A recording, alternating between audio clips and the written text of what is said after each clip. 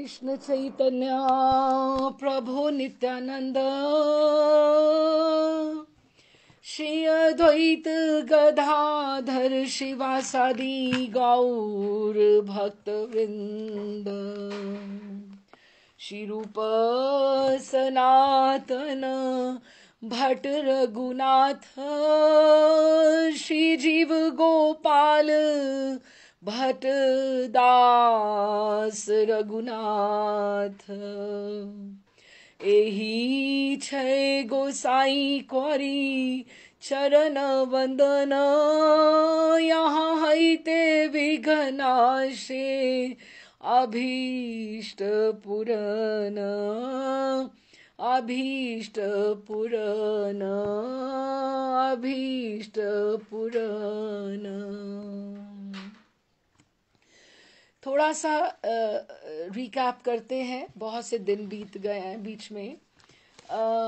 जैसे ग्रंथ का नाम है नीलाचल में ब्रिज माधुरी, तो लीला तो चल रही है नीलाचल में, गंभीरा में महाप्रभु और मेन जो कैरेक्टर्स हैं स्वरूप, दामोदर और राय रामानंद।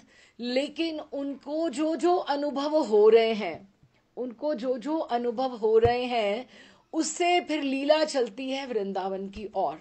ये गौड़ियों का बेस है। जब महाप्रभु को लेकर चलते हैं तो हमारा विजन, ये जो हमें महाराज श्री ने दिया है, हमें गौड़ीय परंपरा से जो मिला है, अगर हम महाप्रभु को आगे लेकर चलते हैं, उनकी करुणा को, क्योंकि महाप्रभु साक्षात राधा रानी, करुणा में राधा रानी है जो कृष्ण के कंधे पर चढ़ के चल रही हैं, तो वो फिर सारे आपके विजन जो है वो क्लियर होते जाते हैं।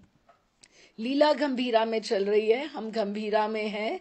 और पहले हमने देखा कि ठाकुर जी के सारे जो बाहरी कार्य थे, सब गोस्वामी जन को वहाँ भेजना, वृंदावन भेजना, ग्रंथों के लिए उनको उत्साहित करना और विग्रहों का उद्धार करना जो बज्रनाभ के द्वारा स्थापित हो गए, वो सारे जो थे वो बहिरंग कार्य थे। अब महाप्रभु गंभीरा में स्वयं बैठकर वो अपना निज कार्य, जो अंतरंग कार्य था जिसके लिए उनके अवतार की भूमिका बनी, उसके लिए वो राधा रानी के रूप में, राधा रानी के भाव से ठाकुर जी की प्रेम सुधा का आस्वादन करना चाहते हैं, रूप माधुरी का और नाम माधुरी का आस्वादन, और उनके विरह का ठाकुर जी के प्रति, जिसका साक्षात जगन्नाथ जी भी एक स्वरूप है कि कैसे वो विगलित हो गए। अच्छा जी, अब उसमें हमने पूर्व राग एक चैप्टर किया था पीछे, तो उसमें है कि है तो बेस वही महाप्रभु का ही है, गंभीरा में ही है, लेकिन हम धीरे धीरे स्वरूप दामोदर उनको स्मरण दिला रहे हैं कि प्रिया जी और ठाकुर जी का प्रथम मिलन कैसे हुआ था, प्रथम मिलन कैसे हुआ था, वो हमने सारा अध्याय पढ़ा बड़ा सुंदर रीति से। अब तकरीबन हमारी 16 एपिसोड्स हो चुके हैं और ठाकुर जी की कृपा से हम कोशिश करके, मैं आज से तो नरोत्तम ठाकुर प्रार्थना के जो पब्लिकली जो लिंक्स हैं वो मैं प्रसारित करने हमने संजय के माध्यम से शुरू किया है, और आप भी सबको प्रेषित कीजिएगा आगे आगे। आज पहला नंबर आया है, तो ऐसे जितनी भी ऑडियोज हैं वो सारी की सारी धीरे धीरे आएंगी, तो आप उसका मनन चिंतन भी कर सकते हैं, उसको अपने लिंक फॉरवर्ड भी कर सकते हैं, जैसे आपकी इच्छा। पूरा का पूरा नरोत्तम ठाकुर की प्रार्थना हम पूरे दिनों में कंप्लीट करेंगे। उसके लिंक्स रोज, जैसे आज पहला आया, कल दूसरा, फिर तीसरा, इस तरह से क्रमवत। और नीलाचल में ब्रिज माधुरी भी हम थोड़े ही दिनों में, विद इन अ वीक और सो, 4-5 दिन में उसके भी 15 लिंक हम लोग धीरे धीरे अपलोड कर देंगे, ताकि जिनका जो जो मिस हुआ है वो वहां से श्रवण कर सकते हैं, लिंक बैठाने के लिए। तो हमने लीला पूर्व राग पढ़ा, लीला कथा पढ़ी, और अब हम जिस अध्याय पे थे और उसका हमने एक ही सिटिंग करी थी, वो था रूप अनुराग। बड़ा इंपॉर्टेंट है ये रूप अनुराग। और इसके लिए फिर हम एक लीला शुक बिलमंगल की सहायता, उनके कृष्ण कर्णामृत की हम श्लोक पढ़ रहे हैं बीच बीच में। क्यों? क्योंकि हमारी जो उपासना है ये बताने के लिए कि अब देखो ना, महाप्रभु स्वयं सन्यासी हैं। वैसे तो वो बात करते हैं अपने शिष्यों को, गोस्वामियों को, कि आपने स्त्री संभाषण भी नहीं करना है, संवाद भी नहीं करना, बात भी नहीं करनी है। लेकिन वो स्वयं उनकी भीतर की जो स्त्री है, राधा रानी, जो उनकी उनकी प्रकृति है, वही उनकी प्रकृति है। तो वो उस भाव से ठाकुर जी का आस्वादन कर रहे हैं कि अगर वो लुब्ध हो रहे हैं सन्यासी होकर और हमें बता रहे हैं, तो हमें क्यों नहीं आकृष्ट होना चाहिए ठाकुर जी की माधुरी पे ऊपर। तभी राधा रानी का आश्रय हमें मिलेगा, क्योंकि रूप माधुरी जो है हमारे गौड़ीय परंपरा का एक महान अंग है। तभी हमारे जो ठाकुर हैं, अगर आप सोचो, राधा रमन लाल जी या हमारे घर के ठाकुर, सब श्रृंगार के ठाकुर हैं। कभी भी आपको, हमेशा आपको यही लगता है कि आज इतना कर लिया, कल इससे बेटर करेंगे।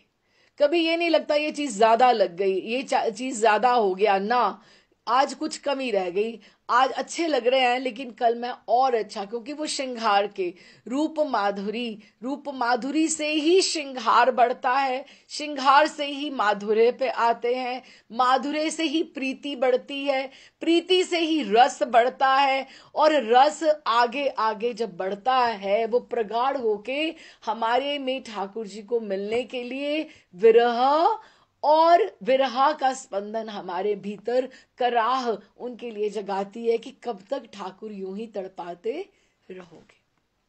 ठीक है, तो ये स्टेप बाय स्टेप है। तो हमने रूप अनुराग का जो चैप्टर था, हमने बस थोड़ा सा पढ़ा था, एक उसकी सिटिंग करी थी, लेकिन मैं उसको भी ब्रीफ करती हूं। उसमें क्या था, आषाढ़ का महीना था, महाप्रभु ने आज्ञा दे रखी थी कि सब लोग नीलाचल आया करे नवदीप धाम से। शिवानंद सेन, वो जो वीरा दूती है, सबको इकट्ठा करके वो वहां पे नीलाचल सबको लेकर आते थे। कितने मास उसकी तैयारी को लग जाते थे। राघव की झाली और उनकी बहन दमयंती, राघव पंडित की जो बहन दमयंती, कितनी तरह के नाश्ते, मुरब्बे, अचार बनाकर भेजा करते थे उन लोगों के साथ। सबके सिरों के ऊपर टोकरियां होती थी। क्यों? क्योंकि वो रथ यात्रा पे जा रहे हैं। महाप्रभु उनका भेजा जो सब चीजें हैं वो पूरा साल उसको प्रयोग में लेकर आते हैं और स्मरण करते हैं, उनको कृपा प्रेषित करते हैं। तो अब की बार, अब महाप्रभु गंभीरा में हैं कि वो चाहते थे जैसे हम आए हैं सब नवदीप धाम से, उन लोगों को तो पता नहीं कि महाप्रभु का मूड जो है वो चेंज हो गया है। महाप्रभु का जो मन का स्तर है वो अभी वो बहिर्मुख नहीं रहे, वो अंतर्मुखी हो गए हैं। वो अपने निजी जनों के साथ रहना चाहते हैं, बहुत उदास है भीतर से। हाँ, तो वो आगे तो पूछते थे कि आप कैसे हैं, आपके परिवार वाले कैसे हैं, सब सकुशल मंगल है। तो उन्होंने महाप्रभु का ये स्वरूप देखा नहीं, तो उन्होंने वो उदासी आ गई। तो अब दो भागों में बट गए पूरे के पूरे भक्त, कि उन्होंने जब महाप्रभु का इस तरह से स्वरूप देखा और महाप्रभु को मूर्छित हुए देखा, तो वो एकदम से रोने लगे। तो सब लोग महाप्रभु को वो भीतर है, जो निजी जन है, स्वरूप दामोदर है, राय रामानंद है, गोविंद शंकर, वो जो उनके पास है वो भीतर है, और बाहर के लोग बाहर संकीर्तन कर रहे हैं। उन्होंने उनको ये कह दिया कि आप बाहर संकीर्तन कीजिए, क्योंकि आप जब बाहर संकीर्तन करेंगे तो ही प्रभु को शांति होगी, क्योंकि बहुत जन उनके समीप नहीं रहने चाहिए। सो दो भागों में सब बंट गए थे। ये हमने पढ़ा था पिछली बार। और हंस के वो वार्तालाप उन्होंने किसी के साथ नहीं करी, और सारे उनके अंतरंग जो भक्त आए, तो उनको बहुत ऐसा ये देखकर कि प्रभु इतनी गंभीरा में हैं, इतने इतने उदास हैं भीतर। तो सारे बाहर बैठ के हमारी परंपरा का ये बहुत सिद्ध सिद्ध ये है, बड़े महाराज ने बहुत गान किया है। कृष्ण कृष्ण कृष्ण कृष्ण कृष्ण कृष्ण कृष्ण हे, कृष्ण कृष्ण कृष्ण कृष्ण कृष्ण कृष्ण कृष्ण हे। अच्छा, अब ये राधा कृष्ण या महामंत्र क्यों नहीं है? क्योंकि राधा रानी को ही तो शांत करना है। अब राधा कृष्ण थोड़ा बोलेंगे वहां पे राधा रानी को कृष्ण मंत्र सुनाकर उनको सजग सचेत करना है। इसीलिए जब ये मंत्र आता है कृष्ण, तो इसका अर्थ ये है, ये महाप्रभु को सुनाया जा रहा है, ये विरहिणी राधा रानी को सुनाया जा रहा है। इसका भाव ये है। जगन्नाथ प्रभु को सुनाया जा रहा है। कभी आप जगन्नाथपुरी जाओ तो उनको ये सुनाओ कृष्ण कृष्ण, क्योंकि वो राधा रानी के भाव से वो सुनेंगे उसको। ठीक है। और एक जो बड़े महाराज श्री ने बहुत गान करते रहे, वो जब महाप्रभु दक्षिण में गए तो उन्होंने एक ये मंत्र भी गान की करते रहे, राम राघव राम राघव राम राघव रक्ष माम, कृष्ण केशव कृष्ण केशव कृष्ण केशव पाहि माम। ये भी बहुत सिद्ध मंत्र है। महाप्रभु ने दक्षिण यात्रा में इसका उद्घोष किया था। तो ये सारे, इसको चेतना का मंत्र बोला जाता है। कृष्ण कृष्ण कृष्ण कृष्ण कृष्ण कृष्ण कृष्ण है। अब ये चेतना का मंत्र क्या हुआ? अब राधा रानी को सचेत करना है, तो अब उनको क्या नाम सुनाएंगे? चेतना का मंत्र ही तो हुआ। चेतना का मंत्र हुआ कि राधा रानी को अगर चेत तुम्हें करना है, विरहनी को, तो तुम्हें उन्हें कृष्ण का नाम ही सुनाना पड़ेगा। कृष्ण कृष्ण कृष्ण कृष्ण कृष्ण कृष्ण कृष्ण हे, ये चेतना का महामंत्र है। ठीक है। तो कुछ ही क्षणों के पश्चात प्रभु के नेत्रों से जैसे बर्फ जैसे पिघलनी शुरू हो जाती है, तो वो द्रवित होनी शुरू हो जाती है। तो महाप्रभु का जो वो भाव था, महाभाव में है, क्योंकि वो स्वयं महाभाव प्रकाश है ना, तो महाभाव नेत्रों के रास्ते से वो विगलित होना शुरू हो गया। तो प्रभु वापस उनके नेत्र जो स्थिर हो गए थे, सब देख नहीं पा रहे थे, सब ऐसे रुई लगा लगा के देख रहे थे कि महाप्रभु जीवित भी है या नहीं है। तो उन्होंने रियलाइज किया कि महाप्रभु के अश्रु बिंदु की प्रभु ठीक ठाक है, वापस ही हैज बिकम कॉन्शियस। तभी ये चेतना का मंत्र के बाद ही सब हुआ। चेतना के मंत्र के बाद तो उनके मस्तक पर स्वेद बिंदु दिखाई दिए और अश्रु बिंदु भी दिखाई दिए। तो मुकुंद ने स्वरूप को इंगित करके दिखाया। अब ये मुकुंद दास कौन है? ये अंतरंग जन है उनके। मुकुंद दास वृंदा देवी का स्वरूप है जो उनके पास ही खड़े हैं, क्योंकि ये सारी लीलाएं, राम लीला, कृष्ण लीला और महाप्रभु की लीला, ये सारी की सारी रोड्स हैं जो इकट्ठी चलती हैं।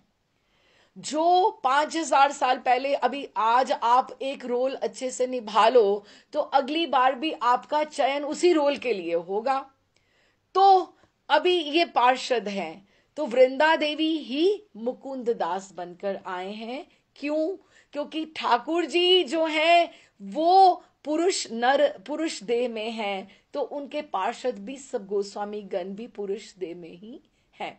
तो मुकुंद दास उन्होंने दिखाया उनको कि देखिए, स्वरूप को इंगित किया और प्रभु के दिखाया कि अधर थोड़े थोड़े कांप रहे हैं, अधर उनके कांप रहे हैं। एक भक्त ने जल्दी से बाहर आकर सबको, भक्तों को ये शुभ संवाद सुना दिया कि चिंता की कोई बात नहीं है, और सब लोग खूब संकीर्तन करने लगे, खूब संकीर्तन करने लगे। और अब भीतर संकीर्तन अलग हो रहा है और बाहर अलग हो रहा है। भीतर क्या संकीर्तन हो रहा है? दो पंक्ति उसका गान करते हैं, हम गा चुके हैं पिछली बार, सिर्फ उसको रीकैप करने के लिए। भीतर हो रहा है कि भक्तगण एक नवीन, जैसे कोई वापस आया है मूर्छा से वापस आया है, तो उसको याद कराया जा रहा है। अब जैसे हम एकदम से सपने से उठ जाए, कभी कभी सपना बहुत अच्छा आए। मैं रात्रि की ही बात बताऊं, मुझे स्वप्न में बहुत सालों के बाद श्री श्री भूति कृष्ण महाराज जी के दर्शन हुए, और वो यहाँ पर हैं। और महाराज श्री पुंडरीक महाराज श्री कार में बैठने लगे, तो मैंने उनको हाथ रोक दिया। मैंने उनको कहा, नहीं महाराज श्री आप मत बैठिए। और मेरी तरफ वो आश्चर्यचकित होकर देख रहे हैं कि मुझे मंजरी क्यों ना कर रही है आगे बैठने के लिए। मैं कह नहीं, आज आप नहीं, आज श्री भूति कृष्ण महाराज जी, बड़े महाराज जी बैठेंगे यहाँ पर। तो वो बड़े प्रसन्न हो गए, और बिल्कुल ऐसे वेश में, बिल्कुल ऐसे जैसे वो श्वेत धवल पहनते थे, और पुंडरीक महाराज जी पीछे बैठे, लेकिन वो प्रसन्न है क्योंकि गुरुदेव पिताश्री आगे बैठे। बहुत सुंदर। और ऐसा स्वप्न हो तो आपका मन उठने को नहीं करे, आप उसको वापस आंखें बंद के स्मरण करना चाहते हो, रिकॉल करना चाहते हो, और क्या क्या था, और क्या क्या था, है ना, कि क्या था। अब ये महाप्रभु मूर्छा से जगे हैं, मूर्छा से जगे हैं, तो वो सारे भक्तगण जो उनके अंतरंग हैं, वो उनका वो भाव, मूड देखो, यही यही आपस में लयबद्धता है। वो जानते हैं कि महाप्रभु ने भी इस समय क्या देखा है। उन्होंने क्या देखा है? ठाकुर जी का मुखारविंद। उन्होंने महाप्रभु से नहीं सुना, अभी महाप्रभु से नहीं सुना उन्होंने कि इन्होंने क्या देखा है, लेकिन वो स्वयं गा रहे हैं भक्तगण। ये भीतर का संकीर्तन है। कमल विनंदित श्रीमुख शोभा, दीखत मलिन सुआज, बिंब विडंबित अधर राग पुनु, मलिन भयो किह काज। अच्छा, अब ये भक्तगण गा रहे हैं, लेकिन ये ठाकुर जी के बारे में नहीं गा रहे, ये वो महाप्रभु के लिए गा रहे हैं। मैं शायद पिछली बार कैसे समझी, कैसे पढ़ी, मुझे नहीं पता, लेकिन अब जो मुझे समझ में आ रहा है, मैं ऐसे पढ़ती हूं। कमल विनंदित श्रीमुख शोभा, कि ठाकुर जी का, गौर हरि का जो स्वरूप है, वो कमल विनंदित श्रीमुख शोभा, देखित मलिन सुआज, कि आज इतनी मलिन क्यों, उदास क्यों दिखाई रही है। बिंब विडंबित अधर राघपुन, मलिन भयो किह काज।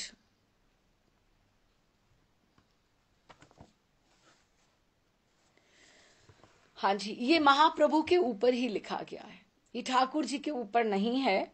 तो ये भक्तगण गा रहे हैं, अभी प्रभु कॉन्शियस हुए ही हैं, उनको नहीं पता लग रहा ये मेरे ऊपर क्या गा रहे हैं, उनको नहीं समझ में आ रहा। तो कमल विनंदित श्रीमुख शोभा, कि कमल को भी विनंदित करने वाली। अब देखो ना, हम ठाकुर के रूप माधुर्य की अलग बात करते हैं, और प्रिया जी के रूप माधुर्य की अलग बात करते हैं। एक ये कृष्ण अष्टमी का, कृष्ण पक्ष का चंद्रमा है, और ये राधा अष्टमी का शुक्ल पक्ष का चंद्रमा है। आधा ये और आधा ये, जब ये मिल जाता है तो गौरहरि पूर्णिमा के दिन उनका प्रागट्य होता है ना। तो गौरहरि में दोनों की सुंदरता है, कृष्ण की भी है और राधा रानी की, दोनों की सुंदरता है। तो कमल विनंदित श्रीमुख शोभा, दीखित मलिन सुआज, कि आज कितनी मलिन दिखाई दे रही है, कि वो अपनी मूर्छा से उठे हैं, तो उनको बहुत एकदम से उनका मलिन है, उदास है चेहरा। बिंब विडंबित अधर राग पुन, कि जो बिंब फल होता है वो लाल रंग का होता है। विडंबित अधर राग पुन, कि महाप्रभु के जो अधर हैं वो इतने लाल, इतने वर्ण के, इतने सुंदर, लेकिन ये मलिन भयो की काज, आज ये उदास क्यों दिखाई दे रहे हैं, आज धूमिल, आज उनका रंग उतना लालिमा में क्यों नहीं है। फिर विरह ताप सो भूमि विलोटत, नैन युगल भर नीर, कनक कांति सम देह मलिन लखी, होत हिये में पीर। कि विरह ताप सो, कि आपकी कनक कांति, स्वर्ण कांति में, ये जो गौर कांति में जो देह है, उसको विरह में भूमि पे यूं लुंठित प्रभु कहाँ मूर्छा में पड़े, कैसे हैं, उसको देखकर हमारे नेत्र में भी नीर भर रहा है कि आपके नेत्रों में इतना नीर है। और होत हिये में पीर, कि सब भक्त समाज के हृदय में पीर हो रही है ये देख देख कर कि क्यों ठाकुर जी इतने मलिन क्यों हो रहे हैं। कनक कांति सम देह मलिन लखी, मलिन हो गई है। अच्छा, ये अंतरंग कार्य है प्रभु का, जिसके लिए वो आए हैं धराधाम पर, उदास होने आए हैं, रोने आए हैं, विरही का भाव, विरहनी का भाव अपने कंफर्टेबल जोन से निकलकर हमें समझाने जीव मात्र को आए हैं कि हमें क्या करना है। फिर फाटत प्राण गौर सुंदर लखी, फाटत, भक्तों के प्राण फटते हैं ऐसे गौर हरि को देखकर कि कहा तो कितना नृत्य करते हैं, कितना आगे आगे बढ़कर, और कैसे अभी ये एकदम से धराधाम पर लुंठित हो रहे हैं। फाटत प्राण गौर सुंदर लखी, है अब कहाँ उपाय, कि मैं क्या करूं। भक्त समाज सोच रहा है मैं क्या करूं, कैसे क्या करूं। देह बताए दया कर को, विरह ताप नश जाए, कि मुझे कोई दया कर करके ये बता दे कि विरहा ताप नश जाए, कि विरहा ताप ये जो है ये शमित हो जाए, ये चला जाए। क्योंकि इसके बिना जो महाप्रभु, जब ये विरहा ताप है तो बिल्कुल मलिन देह इनकी हो रही है। ये भीतर गान हो रहा है, हो महाप्रभु के लिए रहा है लेकिन भीतर गान हो रहा है। ये थोड़ा अलग अंतरंग मूड है। और बाहर गान क्या हो रहा है। भक्तगण नयन जल से वक्षस्थल सिंचन करते हुए गान कर रहे थे। ज्यों ही गान समाप्त हुआ कि भाव में मग्न रामानंद वसु संकीर्तन दल के मध्य में खड़े होकर गान करने लगे। सब रामानंद वसु कौन है, कलाकंठी हैं। ये सखी का नाम है, कलाकंठी रामानंद वसु। तो ये मध्य होकर खड़े होकर गान करने लगे। अब ये जो महाप्रभु का जो गान हो रहा है, अब महाप्रभु अगर कॉन्शियस हो तो किसी को ना गाने दे, किसी को नहीं गाने देंगे, लेकिन अभी वो गाने दे रहे हैं। ये भी हमने पिछली बार हम ये गान कर चुके हैं। अभी 2 पंक्तियां इसकी करती हूँ क्योंकि पिछला मुझे लगा कि शायद मैंने पता नहीं किस भाव में गाया होगा, इसीलिए महाप्रभु के ऊपर ही था जो कमल विनंदित था। ये वाला रामानंद वसु जी ने जो गाया, अब देखो ना, हम तो यूं ही, मैं तो वैसे ही ना आवाज ना स्वर कुछ नहीं, ऐसे ही कोशिश करके गा लेती हूँ। लेकिन ये कलाकंठी, जिनका नाम ही कलाकंठी है, रामानंद वसु है, अब उन्होंने किस तरह से गायन किया होगा। और महाप्रभु की सब पार्षद हैं और उन्होंने कैसे मृदंग ताल लेकर सब स्वर से गाया होगा। आवहु मम गौर चंद्र दीनन हितकारी, आवहु मम गौर चंद्र दीनन हितकारी, कि दीनों के हित के लिए महाप्रभु यहाँ धराधाम पर गौर चंद्र, गौर जो ये जो चंद्रमा है, दिन रात ये प्रकट हो गया है। सहचर गल बाहु युगल डाल होए अति विकल, प्रेम सिंधु मगन भये भक्ति के प्रचारी, भक्ति का प्रचार करने के लिए प्रेम सिंधु में स्वयं ये मग्न होकर उस सिंधु से सारा प्रेम, प्रेम के सिंधु से बांटने के लिए ये महाप्रभु ये आए हैं। तार थिर बय नैन कृष्ण कृष्ण रटत बैन, छिनहु नहीं परत चैन नाम कर उचारी। कि इनके नेत्र भी स्थिर हो जाते हैं, कृष्ण कृष्ण रटत बैन, कृष्ण की ही बात चर्चा करते हैं, इनको बिल्कुल चैन नहीं पड़ता, नाम का ही उच्चारण करते रहते हैं। ये हमने पद का गान किया था। अभी अनेकों श्रोता इस गान को सुनकर अधीर हो उठे। पुलक कंप स्तंभ अश्रु आदि सात्विक विकारों ने गायक दर्शक सभी के मन को व्याकुल कर डाला। श्री मंदिर के भीतर और बाहर सब स्वयं भावमय विग्रह जिस भाव में मग्न थे कि अभी क्या था, बाहर ये गान हो रहा है महाप्रभु के बारे में, और भीतर वो मूर्तिमंत स्वयं बैठे। भीतर वो स्वयं है और बाहर उनका गान हो रहा है। यही हुआ ना कि जो उन्होंने इस पद में बताया, बाहर उसी का उल्लेख हो रहा है। श्री मंदिर के भीतर स्वयं भाव में विग्रह जिस भाव में मग्न थे, बाहर प्रांगण में उन्हीं के प्रिय भक्त उसी भाव का कीर्तन कर रहे थे। तो दोनों तरफ भाव रस मूर्तिमान हो उठा, एकदम से जैसे प्रकट हो उठा। धीरे धीरे महाप्रभु में चेतना का संचार होने लगा। प्रभु स्वरूप के गले में बाहु युगल डालकर मृदु स्वर से कहने लगे। अभी देखो ना क्या पंक्ति थी, सहचर गल बाहु युगल डाल होए अति विकल, कि अपने सहचरों के गले में वायु डाल के तो वो अपने प्रेम सिंधु में मग्न हो गए। यही तो बात करी।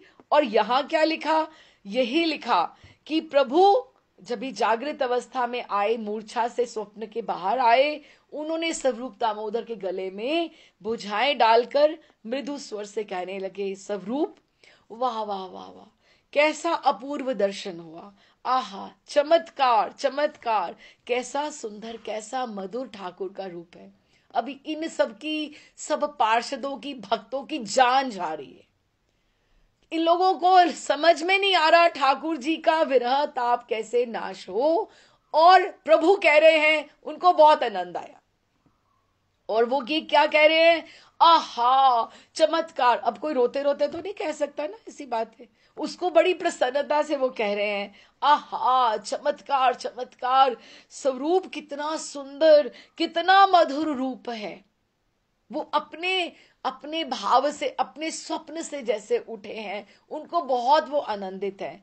तो क्या बोलते हैं, मधुरम मधुरम वपुरस्य विभो, मधुरम मधुरम वदनम मधुरम, मधुगंधी मृदु स्मित मेत दहो, मधुरम मधुरम मधुरम मधुरम। अभी क्या हुआ, ये जो वो ये बोल रहे हैं, उन्होंने इतना मधुर देखा है। जैसे वल्लभाचार्य जी ने ये लिखा, अधरम मधुरम वदनम मधुरम, नयनम मधुरम हसितम मधुरम, हृदय मधुरम गमनम मधुरम, मधुराधिपते अखिलम मधुरम। कि इतना मधुर हर चीज, ठाकुर जी का गमन गमन, अवलोकन, दर्शन, हसन, हसत, चलित। महाराज श्री कितनी बात में कहते हैं कि ठाकुर जी का हर गति जो है वो मधुराधि मधुर है, क्योंकि वो मधुराधिपते अखिलम मधुरम, उनमें कुछ माइनस नहीं है। मधुर 100%, मधुराधिपते अखिलम मधुरम, ये लग गया तो ये सुपरलेटिव डिग्री आ गई। और वही बात महाप्रभु ने जो देखी है, दर्शन किया है राधा रानी के भाव में, किनका, कृष्ण का, वही बोला, मधुरम मधुरम वपुरस्य विभो, वपुरस्य विभो, इतना ऐश्वर्यवान, इतना ऐश्वर्यमय, इतना माधुर्यमय, ऐसा वपु मैंने दर्शन किया। मधुरम मधुरम वदनम मधुरम, मधुगंधी ठाकुर जी की विग्रह में से बहुत मृदु मृदु सुगंध आ रही, वो भी उन्होंने अनुभव की। मधुगंधी मृदु स्मित में दहो, ठाकुर जी की जो मुस्कान थी, सब रूप क्या बताओ, वो बड़ी मधुर थी। मधुरम मधुरम मधुरम मधुरम, उनको चौथा वर्ड, दूसरा तीसरा वर्ड मिला ही नहीं, उन्होंने मधुरम मधुरम मधुरम मधुरम एक ही बात कर दी कि मैं उसके बारे में क्या कहूं कि ठाकुर जी की जो सुगंध थी, ठाकुर जी की जो स्माइल थी, ठाकुर जी का जो वदन था, विभोमय माधुर्यमय, कितना सुंदर था। ये आप बताओ, ये किसी सन्यासी की भाषा हो सकती है? ये सन्यासी किस रूप में आकृष्ट है? क्यों? वो सन्यासी है ही नहीं, वो प्रच्छन्न अवतार हैं, वो विरहनी राधा रानी हैं, जिन्होंने ठाकुर जी के दर्शन की प्राप्ति की है। तो फिर अभी उन्होंने इतना ही गाया, अब ये तो संस्कृत में था। अब स्वरूप दामोदर उनके मन के भावों को झट से समझ जाते हैं कि उनको यही तो गंभीरा में सेवा है, यही सेवा है कि किसी के मन के भाव को समझकर उसके अनुकूल कार्य करना, यही सेवा है। तो स्वरूप गाने लगे। अब क्या गाने लगे? जो महाप्रभु ने दर्शन किया है उसका पद में उन्होंने गान किया, क्योंकि हाँ, ये कुछ ये पोइट्री में है, कुछ प्रोज में है। ये जो सारा का सारा ग्रंथ इस तरह से चलता है, तो हम समझते हुए चलते हैं। फिर इसके बाद फिर उन्होंने बिल मंगल का भी श्लोक लिया है, पर पहले पद का हम गान करते हैं। कृष्ण रूप की माधुरी, सुधा सिंधु सम जान, सन्निपात की प्यास मन, करन चाहत सब पान। ये सब रूप दामोदर बोल रहे हैं।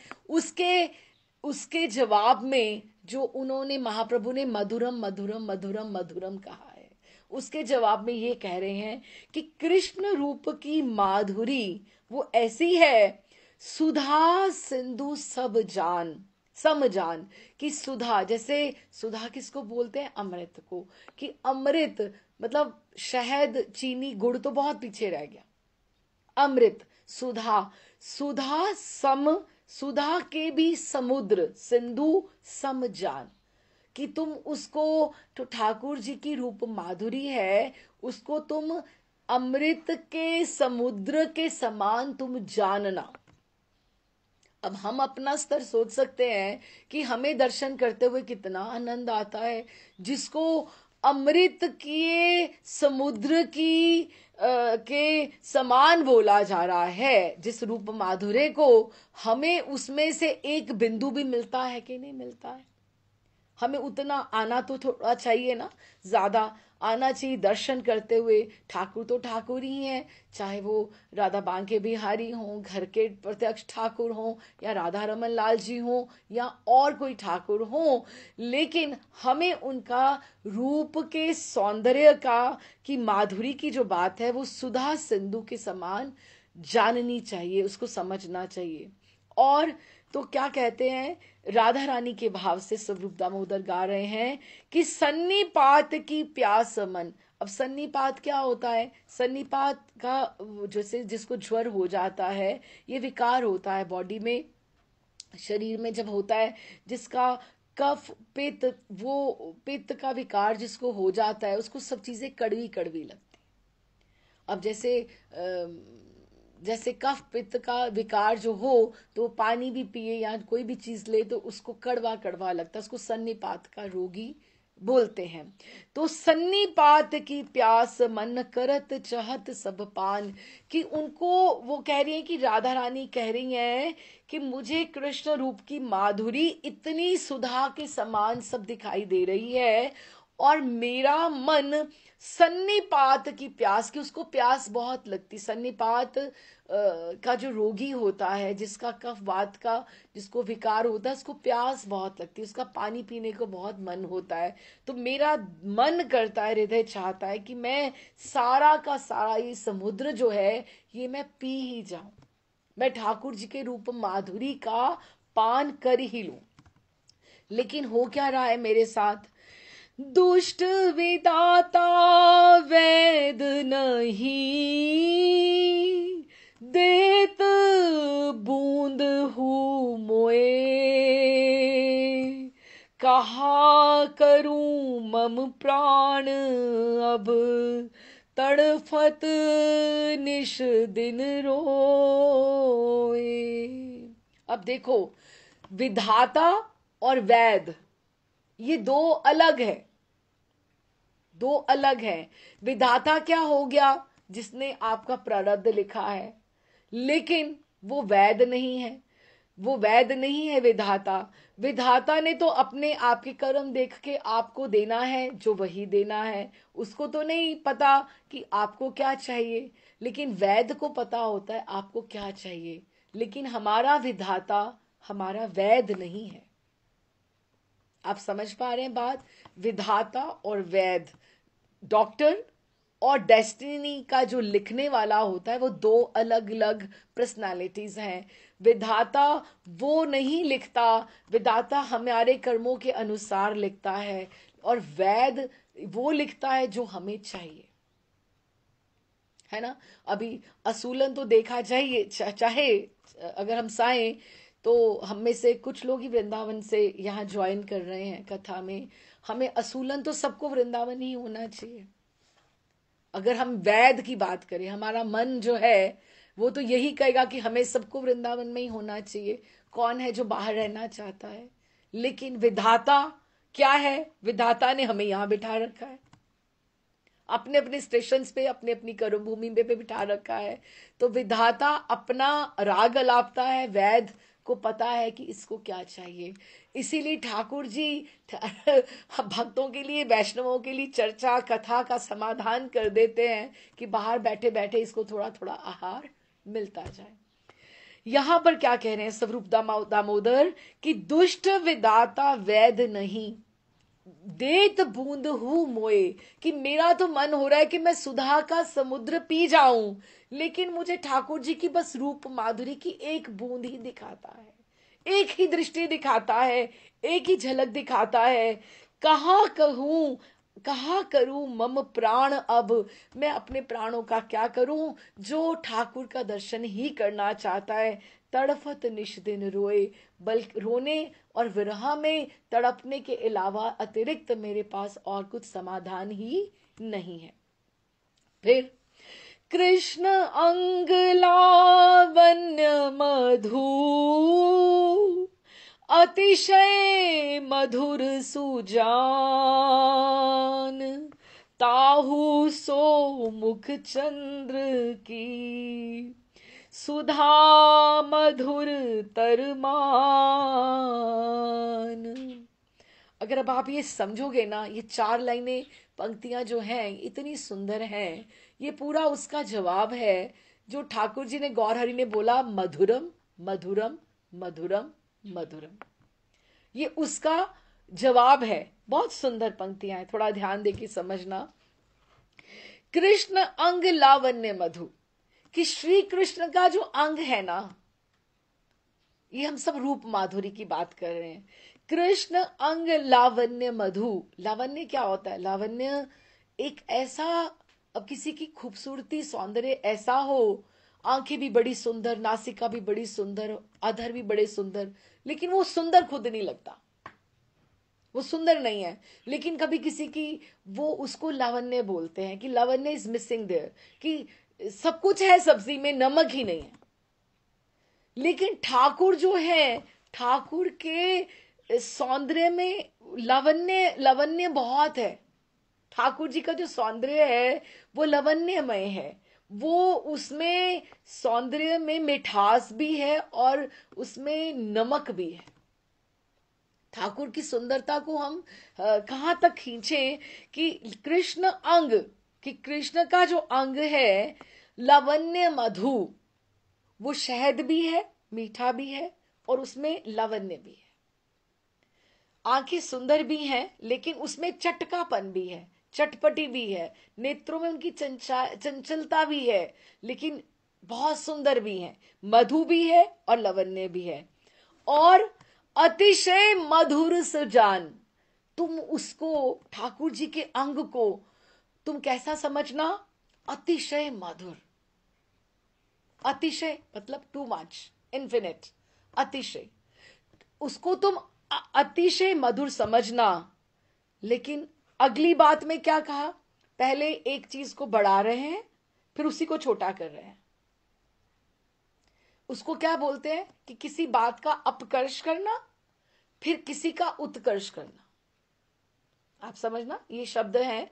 अपकर्ष होता है किसी का, उसको नीचे कर देना, उत्कर्ष होता है उसको ऊंचे कर देना। तो अभी इसमें क्या कहा कि ठाकुर जी के जो श्री अंग है ना, उसमें लवण्य भी है और उसमें मधु भी है, अतिशय मधुर सुजान। अब ये क्या हो गया? उत्कर्ष हो गया। ठीक है, अगले पंक्ति में क्या बोला?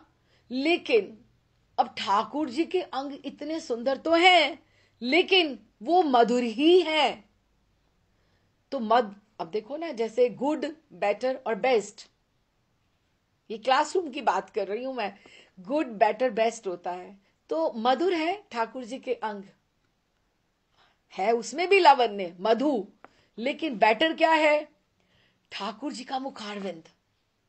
मुखारविंद देख लो तो और कहीं देखने को मन नहीं होगा। तो गुड बेटर आ गया ना बीच में, इसका मतलब बेस्ट अभी आ रहा है, बेस्ट अभी आ रहा है। हम अब बेटर की बात करें। कृष्ण अंग लावण्य मधु, उसमें मधु भी है और लवण्य भी है, अतिशय मधुर सुजान, ताहू सो, लेकिन उससे भी मुख चंद्र की सुधा मधुर तरमान। पहले मधुर बोला था, अब मधुर तर बोला। लेकिन ठाकुर जी का जो मुखारविंद है ना, वो इतना मीठा है, इतना लवण्यमय है, उसको तुम मधुरतर मानना। इसका मतलब अभी मधुरतम आने वाला है ना? तो क्या बोला? कृष्ण वदन विदु चंद्रिका, मंद मंद मुस्कान, ताहि मधुर तम जान मन, विकसित नलिन समान। कितनी सुंदर बात है, हम समझ के चलें इसको कि ठाकुर जी के अंग अखिलम मधुरम, लेकिन ठाकुर जी का मुख चंद्र मधुरतर, मधुरतर। लेकिन कृष्ण वदन विधु चंद्रिका, लेकिन कृष्ण के पूरे विग्रह की जो विधु है, जो चंद्रिका है, जो सबसे ऊपर मधुरतम है, वो क्या है? वो ठाकुर जी की मुस्कुराहट है। ठाकुर जी की मुस्कुराहट है, वो क्या है? मंद मंद मुस्कान, वो मधुरतम है। और ताही मधुरतम जान मन। और अब आप देखो, कोई बहुत सुंदर हो, कोई बहुत सुंदर हो, लावण्यमय, मधुरमय, बहुत सुंदर, मधुर, सब कुछ अच्छा है, लेकिन आपको देखकर ऐसे ही बस खड़ा रहे, हंसे भी ना, तो आपको कैसे लगेगा कि इसने तो हमसे बात भी नहीं की, हमारे क्या मतलब का, जब उसने हमें स्वीकारा नहीं। लेकिन जब राधा रमन जी सामने खड़े होके हंसते हैं, आपके नेत्रों से नेत्र मिलाकर एक बार मुस्कुराहट देते हैं, तो आपको लग जाता है कि नहीं, ठाकुर ने हमें स्वीकार किया हुआ है। हमारे ठाकुर अपने जो घर के ठाकुर हैं, एक स्माइल दे दें। अगर आज तो इस कोने से अगर देखो ना, आज देखो ठाकुर जी कितने हंस रहे हैं, इधर से देखो तो बड़े हंस रहे हैं, तो ये जो है ना, ये मधुरतम है, ये बेस्ट है। एक चीज गुड थी, एक बेटर थी, ये बेस्ट है कि ठाकुर जी की मुस्कुराहट और हंसते हुए ठाकुर जो हैं, वो तो हमारे राधा रमन जी ही हैं। अब कृपा मई बीच में बोली थी, ये जो आप बीच बीच में आजकल वो मंगला पे उधर उधर राधा श्याम सुंदर की इस्कॉन में मंगला करके 4:30 बजे 5 बजे तक वो वहां पर पहुंच जाते हैं राधा रमन जी की मंगला करने के लिए। तो वो मुझे लिखती थी एक दिन, ये जो आप कथा में बार बार आप बोलते ना हमारे राधा रमन जी, हमारे राधा रमन जी, अब इसका क्या मतलब हुआ? राधा रमन जी हमारे भी हैं, राधा रमन जी सबके हैं। वो बात सही है, छीन छीन ले हंस के सबका ये मन, प्यारी ये सखी ये मेरो राधा रमन, कि ये बात वो इतना हंसते हैं और उनकी जो मंद मंद मुस्कुराहट है ना, वही कोई ऐसा प्रियतम हो जो हंसता ही रहता है।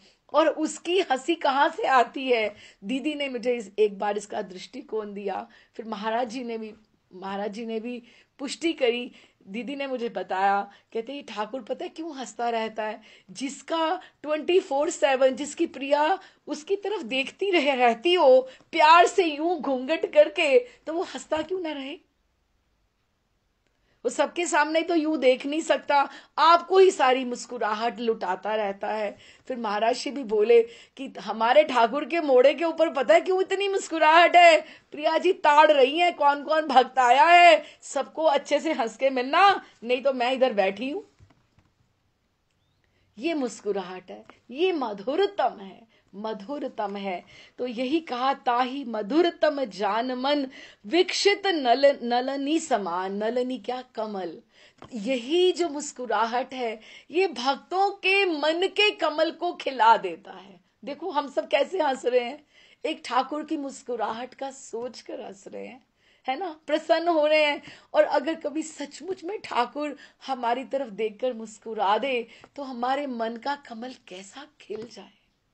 प्रिया जी यही कह रही हैं कि मेरे स्वरूप दामोदर उसी भाव को कह रहे हैं। गौरहरि ने यही देखा है कि ठाकुर जी की जो मुस्कुराहट है ना, यही मधुर मधुर मधुर मधुर, कितना सुंदर है। पढ़ने को तो हम यूं ही पढ़ जाएं, लेकिन उसका विश्लेषण धीरे धीरे चलें।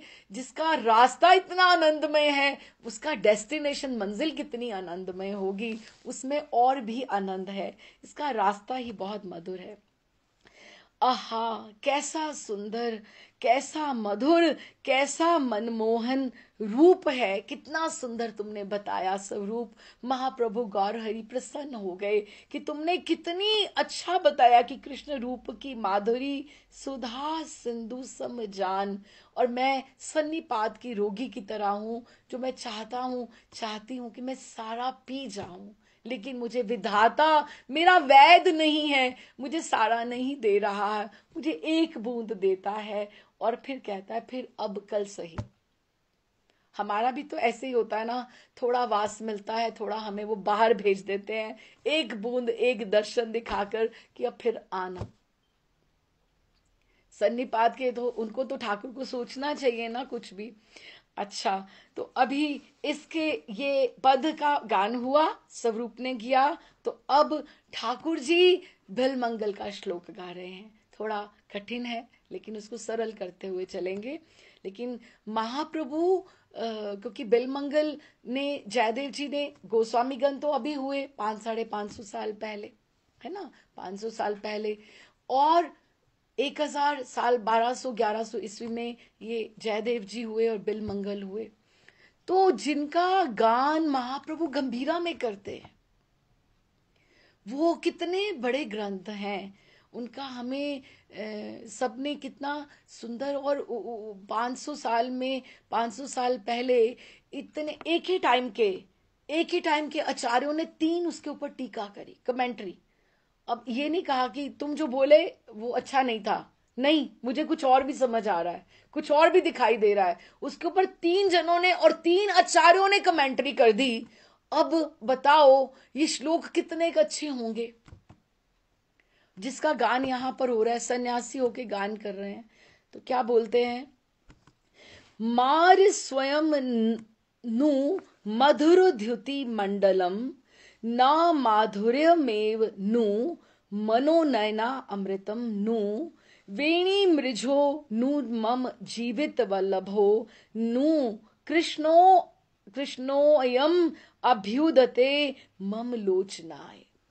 ये लीला शुक बिलमंगल का श्लोक है जिसका हम प्रयास करते हैं, कठिन है पर ये क्या है। जब प्रिया जी के, अच्छा पहले तो हम इसका समझे, भूमिका समझे कि ये श्लोक कब कब की गान है, पहले वो समझे। रास में जब भी रास पंचाध्यायी का हम अध्ययन करते हैं, हमें पता लगता है कि ठाकुर जी उसमें अंतर्ध्यान हो जाते हैं और फिर सब गोपियां मिलकर गोपी गीत गाती हैं और गोपी गीत के अंत में ठाकुर जी प्रकट होते हैं। तो ये रास पंचाध्यायी का वो जो पूरा का पूरा है, उसमें से ये गोपी गीत के बाद जब भी ठाकुर जी प्रकट होते हैं, ये तब का श्लोक है। लेकिन बिलमंगल उसमें क्या कर रहे हैं, ये उनको उस समय रास के दर्शन हुए हैं और ठाकुर जी प्रकट हुए हैं जब उन्होंने राधा रानी के भाव से ये श्लोक लिखा है। अब ये होगी स्थिति कि ये श्लोक का गायन कब हुआ। ये गायन उस समय हुआ जब गोपी गीत का विश्राम हो गया। तो उन्होंने उनको बोला ये अच्छा, अब इसका टेक्सचर क्या है, इस श्लोक का टेक्सचर ये है। अच्छा, अब टेक्सचर क्या है इस श्लोक का, वो ये है कि प्रिया जी के आगे ठाकुर जी प्रकट हो गए हैं। जब हम ये बोलते हैं तास्मा विरबिछोरी स्मयमान मुखाम्बुजा पीतांबर धर स्त्रगवी साक्षान मनमथ मनमथा, ये लास्ट जब आता है 18 श्लोक के पश्चात। तो प्रिया जी ने जब उनको देखा तो कितना विरही में इतना गोपी गीत गाया, इतना गोपी गीत गाया। गोपी गीत प्रतीक्षा का ही तो गीत है, प्रतीक्षा ही तो है। और क्या, एक पहले श्लोक से शुरू होती प्रतीक्षा तो कि आप ऐसे हो ऐसे हो, आप ऐसे करो ऐसे करो ऐसे करो, उनको मना ही रही हैं। और जब ठाकुर प्रकट हो जाते हैं अंत में, तो प्रिया जी आप अपने आप से विश्वास नहीं कर पा रही हैं। प्रिया जी विश्वास नहीं कर पा रही हैं कि ठाकुर जी ही हैं, कि पीतांबर धारी ये जब सब गोपियां रुदन परायण गोपियों के मध्य जब अवरीभूत हो गए, ठाकुर जी पीतांबरधारी पीत वसन उन्होंने पहना हुआ, तो वो ये तर्क वितर्क कर रही हैं, अपने आप से तर्क वितर्क करना, सेल्फ आर्ग्यूमेंट करना, सेल्फ डिस्कशन नहीं, सेल्फ आर्ग्यूमेंट करना। कि ये ठाकुर जी है, नहीं ये ठाकुर जी नहीं है। लेकिन वो ठाकुर जी तक पहुंचने के लिए वो उनको 4 रूपों में समझती हैं, 4 या 3। अभी हम पढ़ते हैं। अभी पहला शब्द आता है मार स्वयं नू। मार स्वयं, मार बोलते कंदर्प को, कामदेव को। कहते हैं ये कौन आ गया, क्या क्या ये अनंग कंदर्प है, कामदेव है। ना ना ना ना, नू, ये कामदेव नहीं हो सकता। क्योंकि मार कंदर्प का नाम क्यों है कामदेव का, क्योंकि कामदेव ने ही सब जगत में सब लोगों को मारा हुआ है। भौतिक इच्छाओं से, शारीरिक इच्छाओं से या कोई और इच्छाओं से जो कामदेव ने सबको मारा हुआ है। जिसके ऊपर कंदर्प, जिसके ऊपर बैठ जाता है कामदेव, जिसके ऊपर बैठ जाता है उसका कुछ नहीं छूटता, उसका पतन ही पतन होता जाता है। तो कहते हैं ये कामदेव है। जब गोपियों के सामने ठाकुर जी प्रकट हो जाते हैं तो राधा रानी कहती हैं कि ये कामदेव है। ना ना ना ना, ये कामदेव नहीं हो सकते, क्योंकि कामदेव तो अनंग है, उसको तो अंगहीन है, उसका तो अंग है ही नहीं, क्योंकि शिव जी ने उनको भस्म कर दिया था। तो उन्होंने कहा कि क्योंकि ये जीवों के चित्त में विकार प्रकट करने वाला है। लेकिन ठाकुर जी अब ये जो प्रकट हुए हैं, ये कोटि मनमथ माधव है, ये वो है, ये कोटि करोड़ों कंदर्प के भी मन को मथ देने वाले माधव हैं। ये वो हैं। क्यों? क्योंकि जो कंदर्प है वो तो जीवों के चित्त में विकार प्रकट करने वाला है। तो ठाकुर जी हमारे विकारों को नष्ट करने वाले, उसका शमन करने वाले हैं। तो क्या कहते हैं कि श्रीपाद बिलमंगल ने कहा है, इस रूप को देखकर प्रथम तो मुझे ये पहले विचार हुआ कि क्या ये स्वयं कामदेव हैं जो रूप की छटा से त्रिभुवन का शासन करते हैं, मारते भी हैं। लेकिन मालूम होता है ये वही महामादक कामदेव हैं। तर्क हो गया ना, फिर उसको वितर्क, पहले खुद कहा फिर उसको खुद ही बात को काट दिया। नहीं नहीं नहीं नहीं नहीं, ये मादक कंदर्प नहीं है। क्यों? क्योंकि इनके तो अंग हैं, वो तो कामदेव के तो अंग है ही नहीं। और क्या बोला? मार स्वयं नू, मार स्वयं है नहीं है। मधुर द्युति मंडलम, ये लगता है कि कोई माधुर्य की ये कोई चमक है। द्युति, द्युति क्या बोलते हैं? चमकीलापन, उसकी ग्लेज, जैसे एक बीम, एक ये माधुर्य की एक ये माधुर्य की ये लगता है कि एक ये चमक है, ये ग्लेज है, शायद यही है। नहीं नहीं नहीं नहीं नहीं नहीं नहीं नहीं नहीं, ये वो भी नहीं है। क्यों? क्योंकि ये माधुर्य कैसे हो सकता है? क्या ये माधुर्य है? नहीं, ये चंद्रमंडल भी नहीं है। पहले उन्होंने उनको कामदेव समझा, ये तर्क आया। फिर उन्होंने उनको क्या समझा? उनको माधुर्य समझा। फिर खुद ही बोला, क्योंकि माधुर्य क्या है? मधुर, मधुर जो ग्लेजेस हैं उसका एक मंडल है, एक उसका, एक इसका पूरा का पूरा एक घनीभूत है। जितनी तार, जैसे तारे इकट्ठे, जैसे चांद के में कितनी किरणें हैं उसकी सब इकट्ठी कर ली जाए तो ये माधुर्य का मंडल है। तो उन्होंने कहा ये माधुर्य का मंडल है, लेकिन इसमें मादकता कहाँ से आ रही है? अब ठाकुर कोई, अब ठाकुर नशा तो है नहीं, लेकिन ये पागल सबको किया हुआ इसने। अब माधुर्य मंडल हो तो ये नशा कहां से आ रहा है? अब बात तो यूं ही समझ में आएगी कि है तो, अब ठाकुर के नेत्रों का भी नशा जिसको हुआ है अब वही बता सकता है, या ठाकुर की चितवन का जिसको उसने देखा है नशा। तो ये माधक मदन में तो ये ऐसा माधुर्य हो ही नहीं सकता। तो उसके मन में ये उनके विचार आया कि इसको फिर माधुर्य द्युति क्यों कहा जाए? क्यों? ये तो माधुर्य रूप स्वयं है। नहीं नहीं नहीं नहीं, ये माधुर्य स्वरूप भी नहीं है। तो क्या ये चंद्र है क्या? कहते नहीं नहीं, ये चंद्र का मंडल भी नहीं है, क्योंकि चंद्र में भी तो कलंक है। ये तो घनीभूत परमानंद दिव्य आकृति किशोर मूर्ति है। अभी ये कह रहे मार स्वयं नु मधुर द्युति मंडलम, मधुर द्युति मंडलम है ना, ना माधुर्य मेव ना मनो नयन अमृत नु, ये मेरे नयनों को अमृत कैसे दे रहा है? क्योंकि ये इतना चांद अच्छा तो है, अमृत देता है, लेकिन आपका मन उदास हो तो भी क्या देता है? नहीं देता है ना। लेकिन ठाकुर जी देते हैं, वो सबके चित्त के विकार को नष्ट करने वाले हैं। चांद सबके लिए अच्छा नहीं हो सकता। अब विरहनी के लिए चांद कहाँ से अच्छा होगा? एक फिर रात्रि एक और आ गई, उसके लिए तो नहीं अच्छा हो सकता। लेकिन ये मन नयन को अमृत दे रहा है। फिर प्रिया जी ने क्या कंक्लूड किया रास के अंत में कि ये साक्षात मन मथा, ये कोटि मन माधव को भी ये जो क्षमित करने वाले हैं, पराजित करने वाले हैं, ये कोटि मन मत माधव ही हैं। ये कौन है? ये वेनी मृजो। कितना सुंदर नाम दिया ठाकुर को। ये नाम पता है क्या है? ये वेणी मृजो, मृजो क्या बोलता है? मार्जन करने वाले।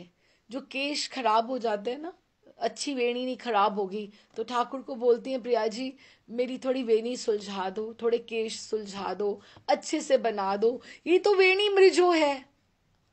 कितना सुंदर नाम है। ये निकुंज की लीला का नाम है। ये वेणी, ये गोपियों की, राधा रानी का वेणी मार्जन करता है, केश प्रसाधक है। ये मतलब जैसे हेयर ड्रेसर आप बोलो दूसरे शब्दों में। क्या ठाकुर जी की कहाँ से तो पहले ऊपर उसको चढ़ाया ये कामदेव है? नहीं है। ये माधुर्य की धुति है? नहीं है। ये माधुर्य का मंडल है? नहीं है। ये तर्क वितर्कित हो रहे हैं, ये चंद्रमा है? ये नहीं है। अरे अरे अरे अरे, ये कौन है? ये तो मेरा वेणी मृजो है, ये तो मेरा वही है। अब देखो ना, प्रिया जी जब विरहणी हो गई तो उन्होंने कितने कितने दिन छोटी वेणी नहीं बनाई, उन्होंने केश गूथे नहीं, श्रृंगार नहीं किया। क्यों? मेरा वेणी मृजो बाहर गया हुआ है, प्रवास में मैं हूं, वो बाहर बाहर गए हुए हैं।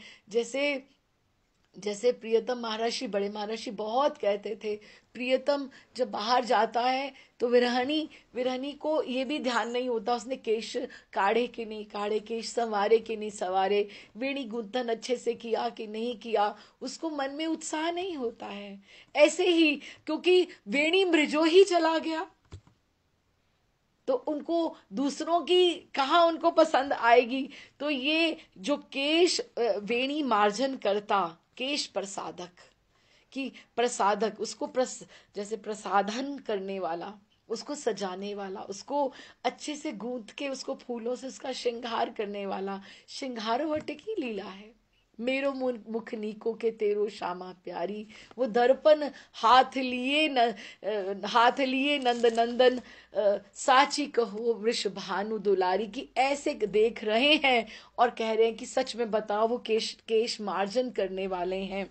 तो क्या बोलती हैं? वेणी मृजो नु नु, ये वेणी मृजु है। मम जीवित वल्लभो, ये तो मेरे जीवन या जीवन वल्लभो, मैं अगर जीती हूं तो ये मेरे प्राण धन, जैसे हम बोलते हैं प्राण धन राधा रमण लाल, प्राण धन राधा, कि प्राण धन, प्राणों का भी जो धन है यही जीवन वल्लभ है, प्राणों से भी जो अधिक प्रिय है ये तो मेरे कृष्ण ही हैं।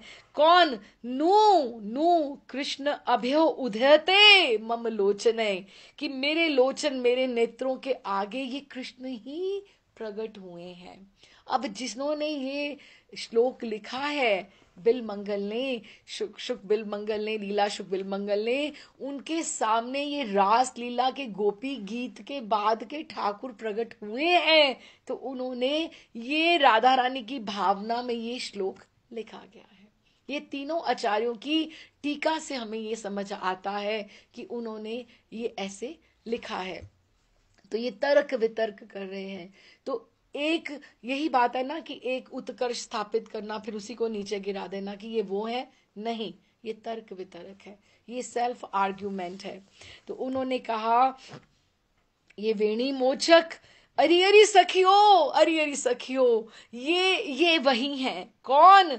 ये राधिका के चित्त चोर, वेणी मोचक, जो मेरी छुटिया खोल भी देते हैं, बना भी देते हैं नव किशोर, जीवन वल्लभ मोहन मुरलीधर, ब्रिज जन नयन रंजन, मदन मोहन श्री कृष्ण है।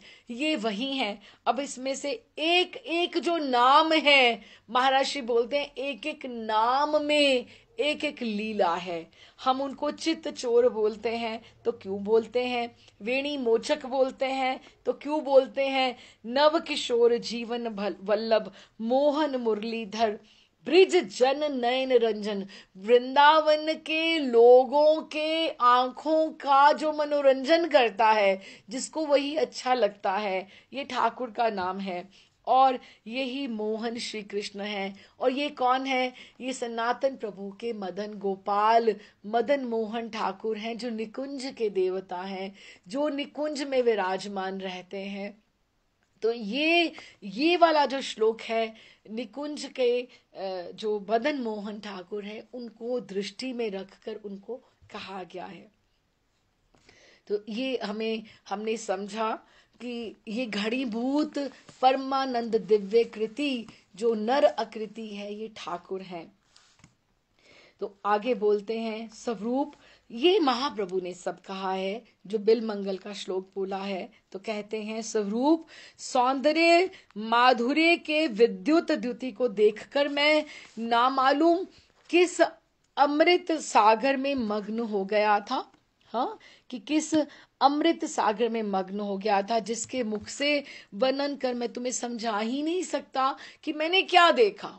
अब इतना कुछ बोल के भी फिर भी ठाकुर को तृप्ति नहीं हो रही। गौरहरि को कह रहे हैं कि मैंने जो देखा मैं तुम्हें नहीं समझा सकता कि मैंने क्या देखा। तो प्रभु का वाक्य समाप्त होता, उसके साथ ही अति उत्साह के साथ स्वरूप ने गाना प्रारंभ कर दिया। और क्या क्या गा रहे हैं, क्या गा रहे हैं उनमें स्वरूप दामोदर महाप्रभु के एकदम भाव में लय होकर, वही विकसित पदम तुल्य मुख मंडल नयन चपल खंजन सम मृदु मुस्कान माधुरी छुअत पी आनंदित दृग मम। तभी महाप्रभु ने स्वरूप के मुख के ऊपर हाथ रख दिया कि बस इसके आगे कुछ मत बोलो। गान बंद कर दिया और बोला, स्वरूप तनक ठहरो, तनक ठहरो। ये तुम जो गा गए ना, बस मैं यही कहना चाहता था, पहले मुझे इसका आस्वादन करने दो। जैसे कोई ऐसी मूवमेंट हो जिसमें आपका मन ठहर जाना चाहता हो कि इसके आगे कुछ नहीं, मैं कल का नहीं सोचना चाहता, मैं अगली घड़ी का नहीं सोचना चाहता, मेरे लिए यही यही प्रेजेंट सब कुछ है। तो क्या उन्होंने बोला ऐसा कि ठाकुर का मुखारविंद कैसा है, हम भी उसको एक बार समझें। विकसित पदम तुल्य, जैसे पदम, पदम कमल, विकसित एकदम ब्लॉसम्ड, जैसे जैसे कमल का फूल, लोटस का जो फ्लावर होता है एकदम विकसित हो, और उसके ऊपर नयन चपल, नयन चपल, नयन तो है दो मुखमंडल के ऊपर, लेकिन इतने वो चंचल हैं जैसे खंजन के सम है। खंजन क्या है? एक काले रंग की प्रसिद्ध चंचल चिड़िया होती है जो एक जगह टिककर बैठती नहीं है, खंजन उसका नाम होता है। तो ठाकुर के नेत्रों को नाम क्या दिया गया है? खंजन दिया गया है कि विकसित पदम तुल्य मुखमंडल नयन चपल, नयन ऐसे चपल हैं, कैसे? खंजन सम, खंजन चिड़िया के समान है। जो वो काले रंग की जो चिड़िया है ना, टिक कर बैठती नहीं है, यूं यूं यूं यूं, इधर देखा उधर देखा। वैसे ही ठाकुर जी का भी है, कभी इससे बतियाते, कभी इससे बतियाते, कभी इससे बतियाते। अरे तू क्या मौसी, मामी, चाची, मामी, सब भौजी, तुम कहाँ, ये सबको साथ, और गोपियों राधा रानी के साथ तो कितना ही बतियाते होंगे, है ना। तो उनके नयन चपल खंजन सम, उनके ऐसे चपल नयन है। अभी आप देखो, ये कोई अच्छी बातें तो नहीं है ना, सारी की सारी पॉजिटिव बातें नहीं है, लेकिन अभी क्या करें, हमारे ठाकुर हैं ही ऐसे। तो फिर अगली पंक्ति में कहा, मृदु मुस्कान, कि इतनी मीठी मुस्कान है, माधुरी छुअत, ऐसे लगता है ठाकुर की मुस्कुराहट में। आप सोच के देखो, अपना जब छोटी संतान जब हमारी छोटी रहती है, छोटा बेबी हाथ में होता है, उसकी मुस्कान कितनी मीठी मीठी लगती है। हम उससे एग्जाम्पल ले सकते हैं कि कितना, जब बच्चा हंसता है तो कितनी मीठी मुस्कुराहट लगती है। तो ऐसे ठाकुर की जो मुस्कुराहट है ना, ये मृदु मुस्कान माधुरी चुअत, ऐसे लगता है जैसे अमृत की, शहद की ऐसे धारा धारा, बूंद बूंद बूंद। और मैं पी आनंदित दृग मम, मैं चाहती हूं कि मेरे नेत्रों से मैं ठाकुर की मुस्कुराहट को पीती जाऊं, पीती जाऊं, पीती जाऊं, पीती जाऊं।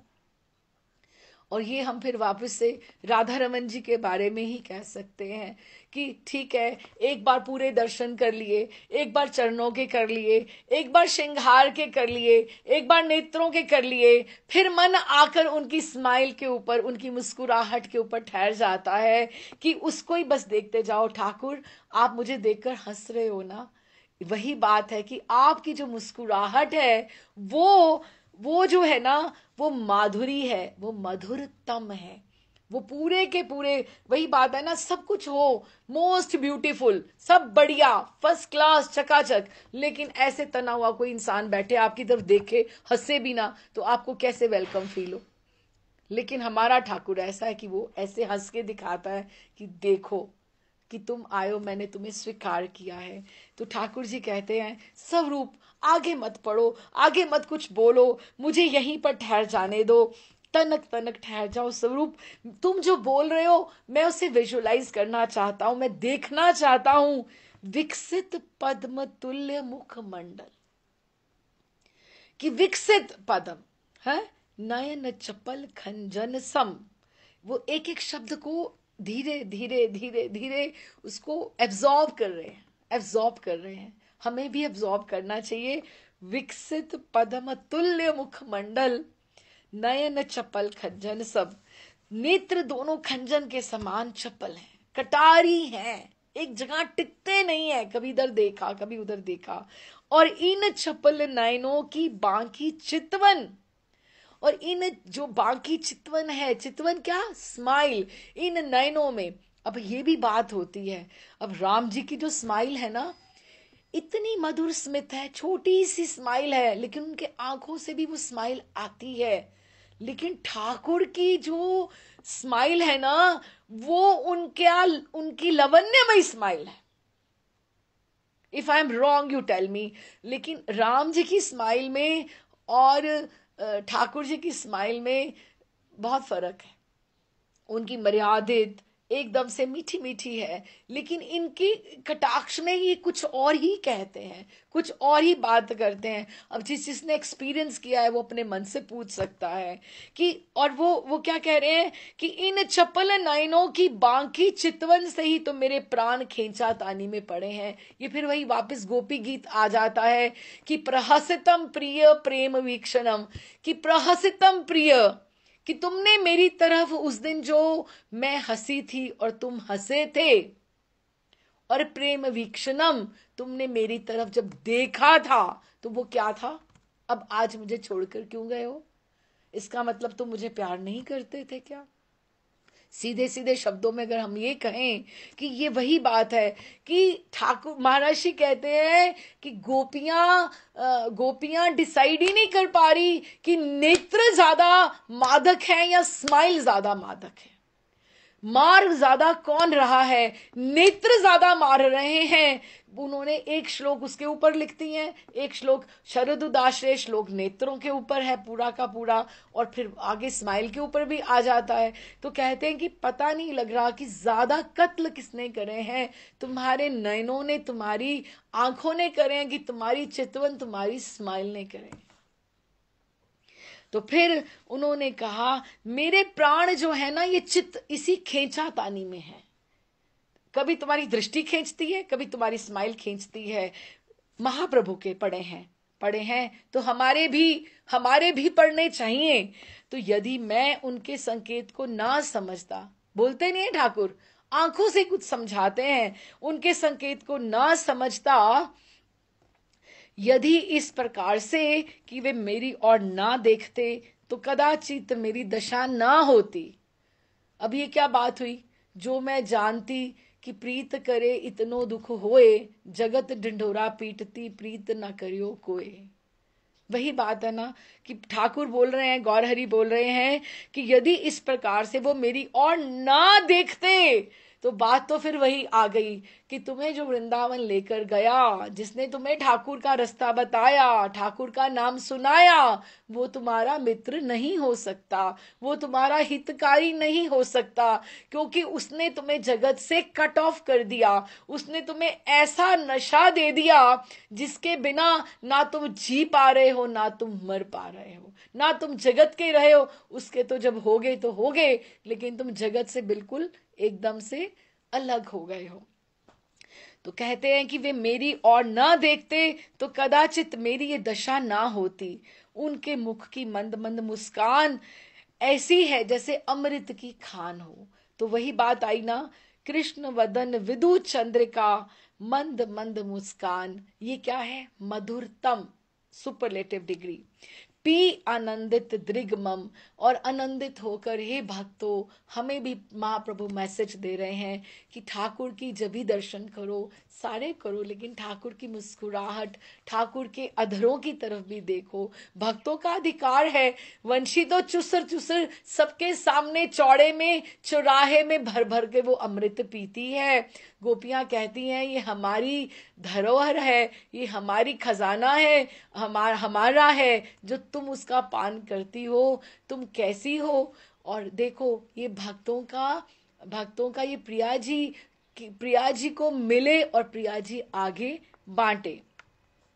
तो पी आनंदित धृगमम। हाँ, अब ठीक हुआ, ठीक हो गया, बिल्कुल ठीक हो गया। मैंने सोचा था कि तुमको कहकर समझा नहीं पाऊंगा, लेकिन स्वरूप तुम सब कुछ समझ गए। हाँ, किंतु तुम समझ गए और बिल्कुल ठीक समझे। अच्छा, गाओ, फिर से गाओ, इसके पीछे क्या हुआ।